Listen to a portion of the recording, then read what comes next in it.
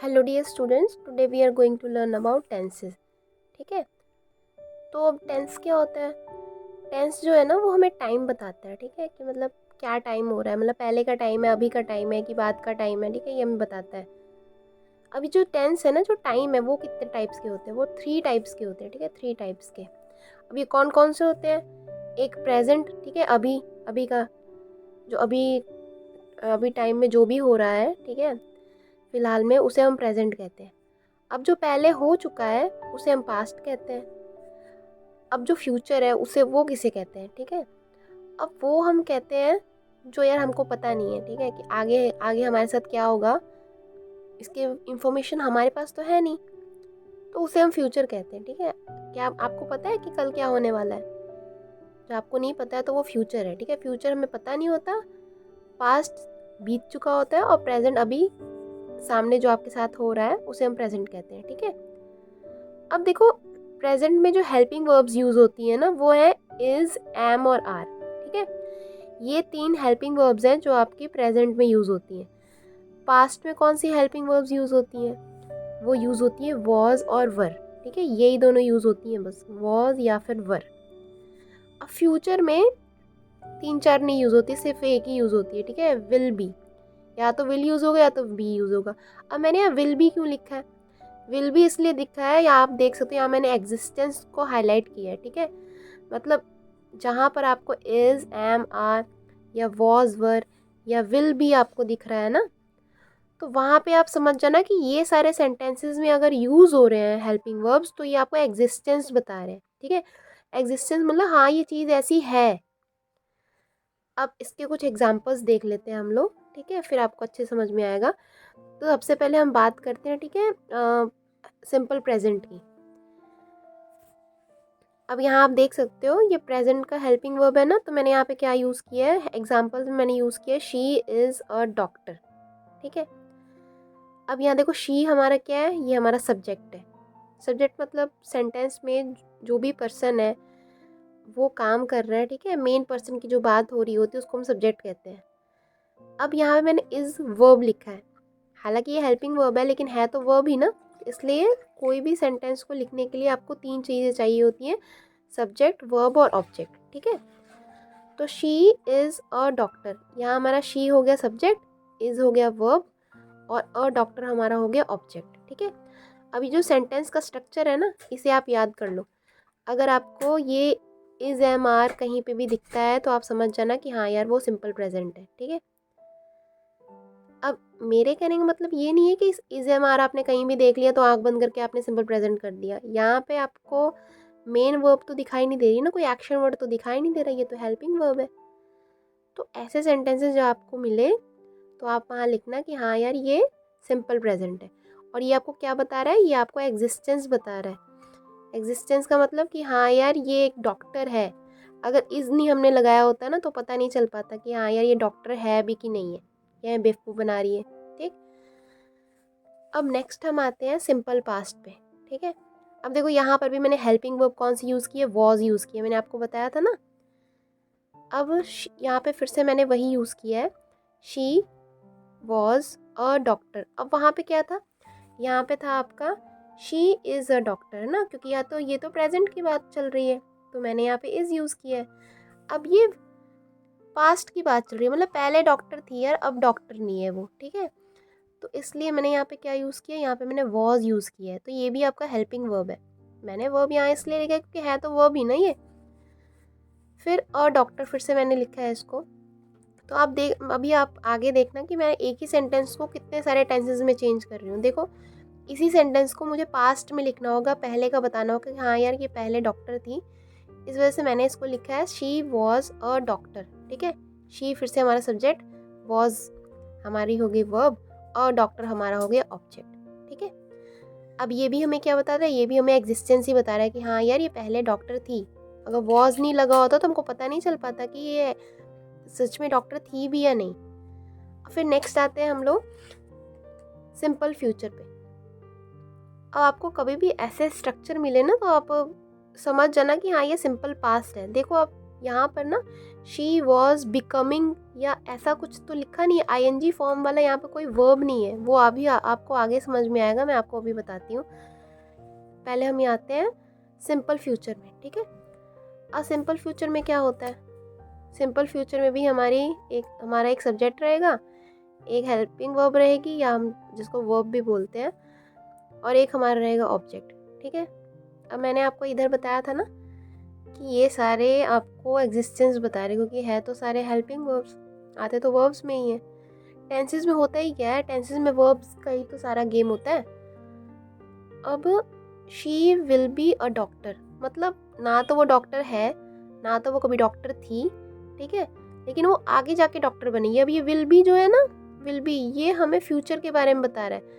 जब आप किसी सेंटेंस में विल बी देखना ना, तो आप समझ जाना कि हाँ यार ये सिंपल फ्यूचर टेंस है। अब विल बी के आगे भी थोड़ा देख लेना कि यार विल बी के आगे कोई ऐसी वर्ब तो नहीं लिखी है ना जिसके एंड में आईएनजी लगाओ, ऐसी कोई वर्ब तो नहीं है। अगर ऐसी कोई वर्ब आ जाएगी तो अगर आपने उस टाइम सिंपल फ्यूचर लिख दिया तो वो रॉन्ग हो जाएगा, ठीक है। तो प्लीज़ आप ये स्ट्रक्चर देख लेना। ये होगा आपका सब्जेक्ट।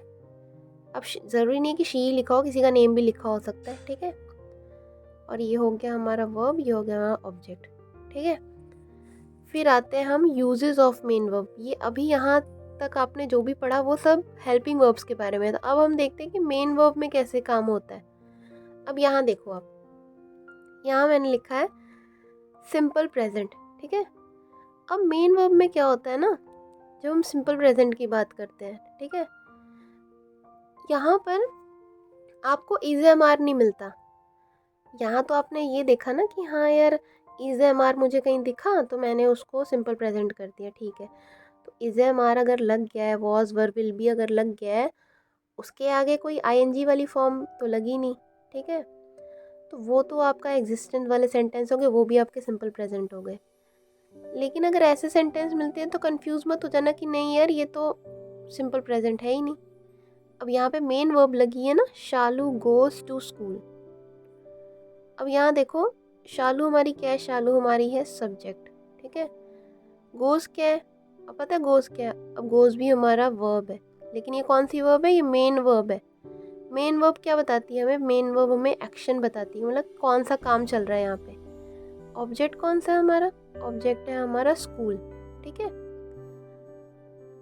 तो अब देखो यहाँ पे क्या हुआ, मैंने यहाँ लिखा है ना कि सिंपल प्रेजेंट में आपको मेन वर्ब में एस या ES भी दिखेगा। तो यहाँ देखो शालू गोज टू स्कूल, यहाँ देख रहे हो ना गो में ES लग गया है। तो जब आपको ऐसे कहीं वर्ब्स मिलते हैं, ठीक है, तो आप समझ जाना, आपको कभी भी टेंस आइडेंटिफाई करना हो ना, आप सब्जेक्ट के ऊपर मत जाना, ना सब्जेक्ट के ऊपर जाना ना ऑब्जेक्ट के ऊपर जाना है। आपको सिर्फ ये वर्ब चेक करनी है कि वर्ब कौन सी है, ठीक है, चाहे वो मेन वर्ब हो चाहे वो हेल्पिंग वर्ब हो, सिर्फ आप इसी से पता लगा लोगे कि हाँ यार ये टेंस कौन सा है, ठीक है। अब देखो फिर हम आते हैं सिंपल पास्ट में। अब यहाँ जब प्रेजेंट की बात हो रही थी तब तो हमने लिख दिया शालू गोज, लेकिन जब पास्ट की बात आ गई तो शालू गोज तो हमारा रॉन्ग हो जाएगा, तो हमारा ये चेंज हो जाएगा शालू वेंट टू स्कूल। वेंट भी हमारी वर्ब है लेकिन पास्ट वाले में, ठीक है, पास्ट फॉर्म में है। शालू हमारी हो गई सब्जेक्ट, वेंट हमारा हो गया वर्ब जिसे मेन वर्ब भी कहते हैं, और टू स्कूल हमारा हो गया ऑब्जेक्ट, ठीक है। ये भी हमें क्या बता रहा है, ये भी हमें एक्शन बता रहा है कि हाँ यार शालू जो है वो स्कूल गई थी, ठीक है। यहाँ पे सिंपल प्रेजेंट में शालू स्कूल जा रही है, सिंपल पास्ट में शालू स्कूल गई थी, ठीक है, मतलब गई थी, अब नहीं जा रही है वो school. Now let us come to the next one.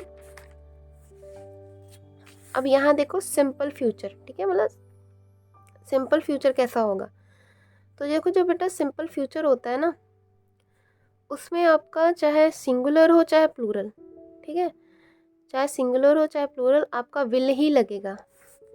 इधर आप देखो, अब शालू तो एक ही कोई गर्ल होगी ना, दो तो होंगी नहीं, तब क्योंकि ये वन है, वन गर्ल की बात हो रही है, इसलिए हमने लगा दिया यहाँ पे गो के बाद ES, ठीक है, क्योंकि ये सिंगुलर है, सिंगुलर के साथ आपको ES लगाना पड़ेगा।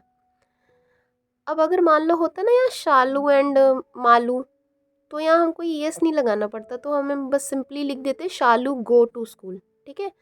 या मान लो यहाँ पे गर्ल्स लिखा होता, इससे मैं अभी लिख दे रही हूँ द गर्ल्स, ठीक है। तो पता है अब मैंने द गर्ल्स लिख दी ना, गर्ल्स तो हमारा प्लूरल हो गया, तो उस केस में यहाँ से ईएस हट जाएगा, ठीक है। The girls go to school, ये भी आपका सिंपल प्रेजेंट में ही होगा, ठीक है। अब यहाँ क्या है, यहाँ आप देखो इसमें सिंपल फ्यूचर में ना चाहे सिंगुलर हो चाहे प्लूरल, ठीक है, नाउन हो चाहे प्रोनाउन सिंगुलर है चाहे प्लूरल, उसमें आपका ये चेंज नहीं होता, ठीक है। ये जो आपका हेल्पिंग वर्ब है ये चेंज नहीं होता। फिर शी है, शी सिंगुलर है हमारा, एक गर्ल के लिए यूज़ होता है, इसलिए हमने यहाँ लगा दिया था वॉज। लेकिन अगर मान लो शी की जगह, ठीक है, यहाँ पे दे लिखा होता, वी लिखा होता, ठीक है, दे आपका प्लूरल के लिए यूज़ होता है, वी भी आपका प्लूरल के लिए यूज़ होता है, यू हमारा सिंगुलर प्लूरल दोनों के लिए यूज़ होता है, तो उस केस में यहाँ वॉज लगाते तो रॉन्ग हो जाता, क्योंकि वॉज तो हमारा सिंगुलर के लिए यूज़ होता है ना, प्लूरल के लिए तो यूज़ होता नहीं, ये तो सिंगुलर के लिए यूज़ होता है। तो उस केस में आपको यहाँ लगाना पड़ेगा वर। क्या लगाना पड़ेगा? वर। मैं आपको कुछ क्विज़ेस भी दूंगी, ठीक है, सॉल्व करने के लिए, उसकी हेल्प से आपको बहुत सारे कॉन्सेप्ट क्लियर हो जाएंगे। अब मान लो मुझे यहाँ पे लिखना है, ठीक है, दे, ठीक है, दे, तो दे हमारा क्या है? दे तो हमारा प्लूरल प्रोनाउन है ना, प्लूरल है, ये वन से ज़्यादा के लोगों के लिए यूज़ होता है। तो अब ये दे वर अब अ नहीं होगा, ठीक है, दे वर डॉक्टर्स, ठीक है। अब आप बोलोगे मैम आपने यहाँ पे ए नहीं लगाया, ए यहाँ पे इसलिए नहीं लगाया क्योंकि अब यहाँ पे आप देखो ना, यहाँ पे मैंने प्लूरल कर दिया ना सब्जेक्ट, तो प्लूरल के साथ तो आपका ए लगेगा नहीं, ए तो आपका सिंगुलर के साथ लगता है। शी हमारा सिंगुलर सब्जेक्ट है, ठीक है, सिंगुलर प्रोनाउन है, इसलिए इसके साथ हमने ए यूज़ कर लिया। और डॉक्टर में एस नहीं लगाया, यहाँ पे डॉक्टर में एस लगाना पड़ेगा हमें, ठीक है। अब यहाँ देखो, यहाँ पे भी आपको कन्फ्यूज़न होगी कि मैम यार इज़ एम आर कहाँ यूज़ करते हैं। तो देखो इज़ आपका वन के साथ, मतलब कोई भी वन चीज़ हो, सिंगुलर अगर नाउन है आपका, सिंगुलर प्रोनाउन है आपका, तो आपको इज़ यूज़ करना है। एम हमेशा आपका आई के साथ यूज़ होता है, ठीक है, जैसे I am doctor, I am student, ठीक है। और आर जो है आपका, वो आपका यूज़ होता है प्लूरल के साथ, ठीक है, वन से ज़्यादा लोगों की जब बात होती है तो आर यूज़ होता है। यू के साथ भी आर यूज़ होता है, ठीक है, और प्लूरल प्रोनाउन के साथ भी आर ही यूज़ होता है, जैसे दे आर गोइंग, ठीक है, we are studying, teachers are teaching, students are learning. तो आपको उस टाइम ये बातें ध्यान देनी है, ठीक है। अब यहाँ मैंने आपको बताया था ना, वर आपकी प्लूरल हेल्पिंग वर्ब है और वॉज आपकी सिंगुलर हेल्पिंग वर्ब है। इज़ भी सिंगुलर हेल्पिंग वर्ब है, एम भी सिंगुलर हेल्पिंग वर्ब है, और लेकिन जो आर है आपका, ये आपका प्लूरल हेल्पिंग वर्ब है। और जो विल भी है आपका, ये आपका सिंगुलर के लिए भी यूज़ होता है और प्लूरल के लिए भी यूज़ होता है, ठीक है। इसको कोई मतलब नहीं है कि मेरा जो सब्जेक्ट है वो सिंगुलर है या प्लूरल, ठीक है, इससे विल भी को कोई मतलब नहीं है। आप इसके साथ प्लूरल भी यूज़ करते हो और सिंगुलर भी यूज़ कर सकते हो। Now let us come to continuous, ठीक है, यार कंटिन्यूस टेंस कब होता है। अब कंटिन्यूस टेंस ना पता लगाने के लिए आप बस इतना देख लेना कि हेल्पिंग वर्ब के बाद ना मेन वर्ब आई होगी, और मेन वर्ब में आईएनजी फॉर्म लगा होगा, मतलब लास्ट में आईएनजी आपको ज़रूर मिल जाएगा। इधर देखो पहले, प्रेजेंट कंटिन्यूस टेंस, ठीक है। अब ये प्रेजेंट कंटिन्यूस टेंस कौन से सेंटेंसेस होते हैं, इसको आइडेंटिफाई कैसे करें। तो देखो, यह सब्जेक्ट तो आपको देखना नहीं, सब्जेक्ट को गोली मारो, ठीक है। ऑब्जेक्ट भी आपको नहीं देखना, ऑब्जेक्ट से मुझे कोई मतलब नहीं है, मुझे बस क्या देखना है, एक तो हेल्पिंग वर्ब देखनी है और एक तो मेन वर्ब देखनी है, ठीक है। हेल्पिंग वर्ब मेरी कौन सी है, इज़ है, ठीक है। और ये जो मेरी मेन वर्ब है जो मुझे बता रही है कि हाँ यार कौन सा एक्शन हो रहा है, उसमें आईएनजी लिखा है क्या, लास्ट में लिखा है ना। तो इससे क्या पता चला कि यार इज़ एम आर के बाद अगर कोई ऐसी वर्ब आती है जिसमें आईएनजी लिखा है, आईएनजी फॉर्म है, जैसे गोइंग है, ठीक है, स्टडिंग है ना। Sita is going to school, अब ये क्या बता रहा है, ये बता रहा है कि प्रेजेंट में ये चीज चल रही है, उसको हम कहते हैं present continuous tense. Sita is going to school, भैया सीता जो है वो स्कूल जा रही है। अगर ऐसे सेंटेंसेस आपको मिलते हैं तो उसको आप तुरंत आइडेंटिफाई कर लेना कि नहीं यार ये तो मेरा प्रेजेंट कंटिन्यूअस टेंस है। फिर देखो I am going to school, देखो आई के साथ एम यूज हुआ ना। अब कभी कभी क्या होता है, आप लोग लिख देते हो I am go to school. I am go to school का मतलब क्या है, मैं स्कूल जा हूँ, मतलब मैं स्कूल गया हूँ। अजीब सा सेंटेंस बना देते हो। देन किड्स, अब कुछ स्टूडेंट्स लिख देते kids are go. Kids are go ना, किड्स गो है, ऐसा नहीं होता ना। Kids are going to school, भैया किड्स जो है, जो बच्चे हैं वो स्कूल जा रहे हैं। अभी देखो इसका स्ट्रक्चर क्या है, हमारी जो सीता है, आई है और किड्स है, ये सारे आपके सब्जेक्ट हैं, ठीक है। इज, एम, आर, ये सारी आपकी हेल्पिंग वर्ब है। फिर ये तो सब में तो मैंने गोइंग ही यूज़ किया, ठीक है। ये आपकी मेन वर्ब है, मेन वर्ब में प्लस आईएनजी है, और ये जो टू स्कूल है ना, ये आपका ऑब्जेक्ट है। ये पूरा का पूरा सेंटेंस आपको क्या बता रहा है, एक्शन बता रहा है कि हाँ ये काम हो रहा है, ठीक है। तो ऐसे सेंटेंसेस आपके प्रेजेंट कंटिन्यूअस सेंटेंसेस होते हैं, जिसमें आपको इज, एम, आर दिखता है, साथ में मेन वर्ब में आईएनजी लगी होती है। तो भूलना मत अगर एग्जाम में आए आपके तो। फिर पास्ट कंटिन्यूस टेंस, अब ये कैसे पता लगाए कि ये पास्ट कंटिन्यूस टेंस है। देखो मुझे इससे कोई मतलब नहीं है, ठीक है, ये सिंगुलर है या प्लूरल, इससे मुझे कोई मतलब नहीं है। मतलब अगर आइडेंटिफाई करने को आता है तो वो मैं बता रही हूँ कि आपको आइडेंटिफाई करना है। अगर आपको लिखना है तब तो आपको ध्यान देना पड़ेगा। फिर शालू वॉज गोइंग टू स्कूल, नहीं शालू स्कूल जा रही है, शालू वन है ना, इसलिए मैंने वॉज यूज़ किया। या सॉरी, शालू स्कूल जा रही थी, मतलब पहले जा रही थी, अभी नहीं जा रही है। तो शालू वॉज गोइंग टू स्कूल, शालू पहले स्कूल जा रही थी, अब नहीं जा रही है। दे वर गोइंग टू स्कूल, अब देखो मैंने दे के साथ वर यूज़ किया ना, क्योंकि ये तो प्लूरल है। प्लूरल के लिए हमको यूज़ करना है वर। प्लूरल मतलब क्या, वन से ज़्यादा, ठीक है। गोइंग टू स्कूल, अब शालू और दे हमारा होगा सब्जेक्ट। सब्जेक्ट के लिए देखो क्या होना पड़ेगा, या तो नाउन होना पड़ेगा या तो प्रोनाउन होना पड़ेगा। हेल्पिंग वर्ब आपकी हो गई वॉज वर, जो हम पास्ट में यूज़ करते हैं। अब मेन वर्ब कौन सी होगी, गो, ठीक है। उसके साथ हमने क्या लगाया, गोइंग, यहाँ दिख रहा है ना आपको। तो ये हो गया मेन वर्ब में आईएनजी फॉर्म, और ये टू स्कूल आ गया आपका ऑब्जेक्ट। अब फिर यहाँ देखो शालू विल बी गोइंग, ये आप मैंने अभी मेंशन नहीं किया है, ये है आपका फ्यूचर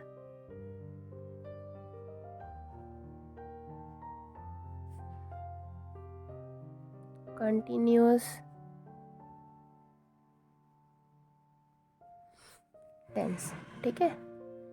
ये आपका है फ्यूचर कंटिन्यूअस टेंस। तो अब ये देखो Shalu will be going to school, जो शालू है यार वो स्कूल जाएगी, भी गई नहीं है, ठीक है, और ना पहले कभी गई थी ना अभी जा रही है, वो जाएगी, मतलब फ्यूचर में जाएगी यार, आगे कभी जाएगी, ये कोई गारंटी नहीं है। अब देखो शालू हो गया, चाहे दे हो गया, चाहे आई हो गया, चाहे वी हो गया, ये सारे हमारे सब्जेक्ट हैं, ठीक है। मैंने बोला था ना फ्यूचर को सिंगुलर प्लूरल से कोई मतलब नहीं है, तब भी विल बी यूज़ होगा, ठीक है। यहाँ पे अब हो गया ना, तो शालू विल गोइंग नहीं होगा, Shalu will be going to school, they will be going to school, I shall be, या फिर वी शैल बी। ये आई और वी के साथ ना बहुत सारी जगह शैल यूज़ होता है, ठीक है, शैल बी, तब भी वो फ्यूचर कंटिन्यूस टेंस ही होगा। अब देखो शालू, दे, आई या वी, ठीक है, ये सारे हो गए हमारे subject. Will be, shall be, ये हो गया हमारा हेल्पिंग वर्ब। गोइंग हमारा हो गया मेन वर्ब, ठीक है, मेन वर्ब मतलब वही आईएनजी फॉर्म उसके साथ आपने लगा दी, और टू स्कूल हमारा हो गया ऑब्जेक्ट, ठीक है। तो ऐसे सेंटेंसेस जब आपको मिलते हैं तो आप पता लगा लेना कि हाँ यार ये मेरा फ्यूचर कंटिन्यूअस टेंस है और कोई नहीं है। तो अभी मैं आपको कुछ क्विज देने वाली हूँ, उसमें आप उसको अटेम्प्ट करना और एक बार देखना कि आपको समझ में आया कि नहीं। आप जब क्विज अटेम्प्ट करोगे फिर आपको समझ में आने लगेगा, ठीक है, क्योंकि सारी चीज़ें आपको ओरली समझ में नहीं आएंगी। तभी तो आप एक्सरसाइजेस करते हो ना, जब आप एक्सरसाइजेस करते हो तो क्या होता है, उससे आपके कॉन्सेप्ट और क्लियर हो जाते हैं, ठीक है। तो अभी आप आराम से ये देखने के बाद मुझे बताना, ठीक है। और क्विज़ अटेम्प्ट करो, ठीक है। Thank you.